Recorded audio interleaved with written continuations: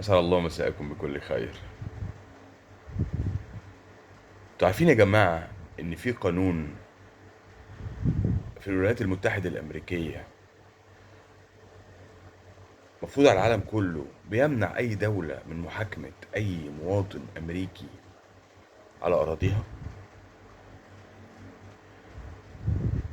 انتوا عارفين ده معناه إيه؟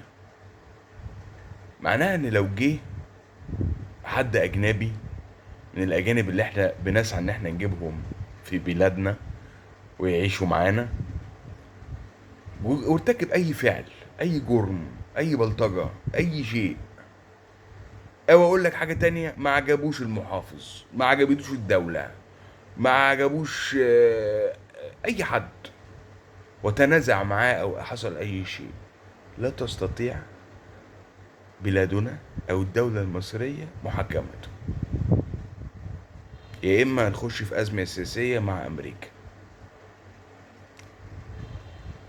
تعرفوا النقطه دي جت على بال حد ذكرها للسيد رئيس الوزراء علشان خاطر نأمن على نفسنا وعلى بعضينا وعلى سيادة الدولة على أراضيها، وإن إحنا كمصريين ما يبلطجش علينا من أي حد من الأجانب هيجي يعيش في وسطينا.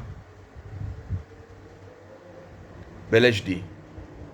يحكى أن كان في منطقة الأهرامات فندق، هذا الفندق القديم يسمى فندق سياج. مالك هذا الفندق كان أبوه مصري أمه إيطالية أو العكس. تم منازعته من الدولة وحصل مشاكل وكذا، والراجل ده سافر وساب مصر ورفع قضايا في بلده الأم، تقريبا كانت إيطاليا. هل تعلمون أن هذا الرجل تم إن هو حجز على أملاك الدولة المصرية في باريس؟ حجز على أموال ومصر في باريس، مش فاكر بنك القاهرة، بنك الأهلي، بنك مصر، حاجة زي كده، واستوفى حقه من تعويضات بالدولار خارج مصر لفقط، مع إنه أبوه وأمه مصريين، لأنه يحمل جنسية مزدوجة أوروبية. فهل نحن قادرين على حماية المصريين اللي هم أصحاب الباسبور المصري الأخضر الحلو ده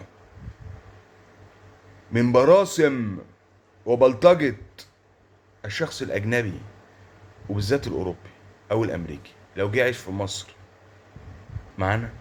هل إحنا قادرين على فرض سيادتنا وقوانيننا على هؤلاء؟ ولا البلد هيجي فيها سلالة من البهوات بقى والأسياد الذين أصلا الدولة لا تستطيع محاكمتهم ولا محاسبتهم؟ ولو يا جماعة ينفع نحاسبهم أو كذا، حد من المسؤولين يطلع يرد عليا. يعني لو احنا نقدر نخالف القانون الامريكي ده وهنعمل مشاكل ساعتها مع امريكا، حد يقول لي لا احنا هنعمل مشاكل في مقابل محاسبة مواطن امريكي على الاراضي المصرية بلطج او عمل مشكلة بسبب ان هو متملك شقة في مصر على النيل، في وادي النيل.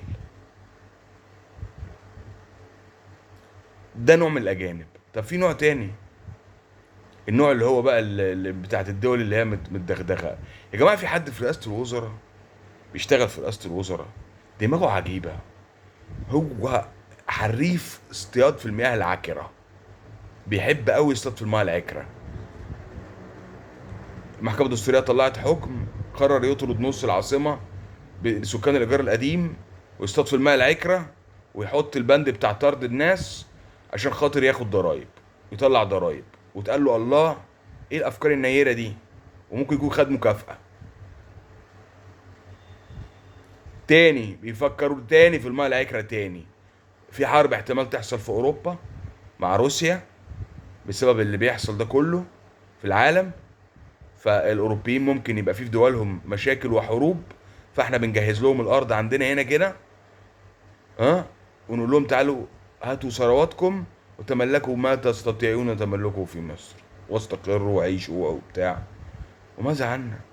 وماذا عن المواطن المصري الذي صبر مع رئيسه ومع الدولة ومع البلد لغاية ما بنحاول نقف على رجلينا دلوقتي، والوضع بقى افضل من الاول؟ بافتتاح الاوكتاجون الرئيس اعلن على ان احنا استقرينا، وهنبتدي بقى نراجع كروتنا بتاعت الاعلام والاحزاب السياسيه حاجات كتيرة، ونحارب الفساد وي وي وي وي، وهنبتدي الجمهورية الجديدة السنين اللي فاتت الطويلة والكوارث العالمية اللي مرت علينا، والمواطن المصري صابر حتى تستعيد بلاده عافيتها، ها، ويستمتع فيها بقى ويعمر في أراضيها ويستمتع بما تم تطويره فيها.